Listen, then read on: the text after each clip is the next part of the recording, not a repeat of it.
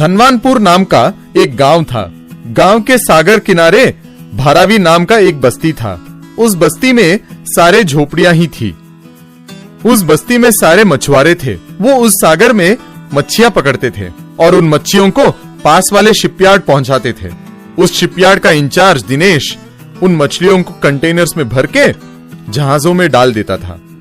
हर साल बारिश के मौसम में सागर में बाढ़ आने के कारण भारावी डूब जाता था। वो मछुआरे बहुत दिनों तक पेड़ के नीचे रहा करते थे। पानी के निकल जाने के बाद फिर से नए झोपड़ियां बना लेते थे। ऐसे हर साल होता था, लेकिन फिर भी धनवानपुर वाले भारावी वालों को उनके गांव में झोपड़ियां बनाने नहीं देते थे। एक बार भीकू नाम का एक मछुआरा अपनी बीवी और 3 बच्चों के साथ धनवानपुर के प्रेसिडेंट दयाकर के घर जाता है। साहब, मेरे बच्चे ठंड सह नहीं पा रहे हैं साहब। मेरी बीवी को बहुत तेज बुखार है। 2-4 दिन के लिए हमें इसी गांव के किसी के घर पे आश्रय दे दीजिए, आपका बहुत भला होगा। क्या बे, क्या बात कर रहे हो तुम? हमारे गांव के नियमों को समझ के भी ऐसी बात कर रहे हो? तुम्हारी बस्ती इस गांव का हिस्सा है, लेकिन तुम लोग नहीं हो। तुम्हें अपने झोपड़ियों में रहना पड़ेगा और हमें अपने घरों में, समझे?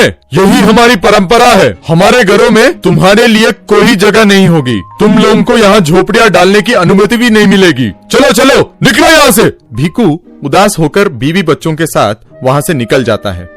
एक दिन शिपयार्ड में दिनेश भीकू से, क्यों भाई, इतने परेशान क्यों हो तुम?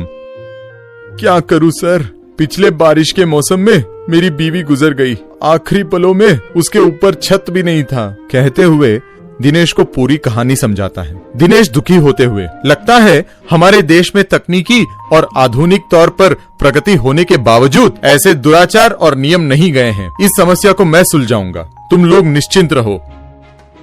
थोड़े दिनों में शिपयार्ड के कंटेनर को घरों की तरफ बदलता है। उनको दरवाजे और खिड़कियां भी लगवाता है। उन कंटेनरों को पहिए भी लगवाता है। भारावी की झोपड़ियों की जगह इन कंटेनरों को वहां पहुंचाता है। मछुआरे उन घरों को देखकर बहुत खुश हुए। दिनेश मछुआरों से, ये पक्के घरों की तरह काम आएंगे, धूप में नहीं सूखेंगे और हवा में नहीं उड़ेंगे। बारिश के मौसम में जब यहाँ पानी भर जाता है तब आप इसको आसानी से गांव में जाके रख सकते हो। बाद में जब पानी निकल जाएगा तब फिर से यहीं वापस आ जाना। इसीलिए इनको पहिए भी लगवाए हैं। एक बात याद रखिए, आप लोग धनवानपुर के निवासी हैं, उस पे उनका जितना हक है उतना आपका भी है। इस बात को हमें दबंग होकर समझाना पड़ेगा। अगली बार बारिश के मौसम में मैं जैसा करता हूँ वैसे करो, ऐसे उन्हें समझाता है। बारिश का मौसम आया। भीकू उस कंटेनर घर को दयाकर के घर के सामने रखता है। दयाकर बाहर जाना चाह रहा था, लेकिन उस कंटेनर घर के कारण वो बाहर नहीं निकल सका। कौन है बे जिसने मेरे घर के सामने कंटेनर लगाया? ऐसे में भीकू आकर, ये कंटेनर नहीं है साहब, ये हमारा घर है। इस गांव में हमें इसको कहीं पे भी रखने का हक है। ये रोड क्या तुम्हारे बाप का है क्या? इसीलिए तुम अपने घर पे रहो और मैं अपने घर पे रहूंगा, ठीक है? दयाकर चौंक जाता है। एक और मछुआरा अपने कंटेनर को सिनेमा हॉल के बिल्कुल सामने रखता है। इस वजह से गांव वाले थिएटर जाकर सिनेमा नहीं देख पाते हैं।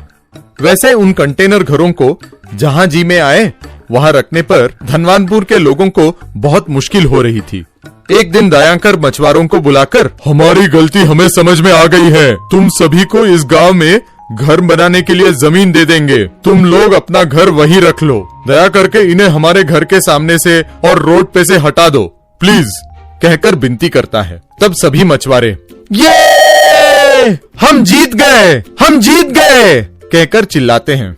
इसे देखकर दिनेश को बहुत खुशी होती है।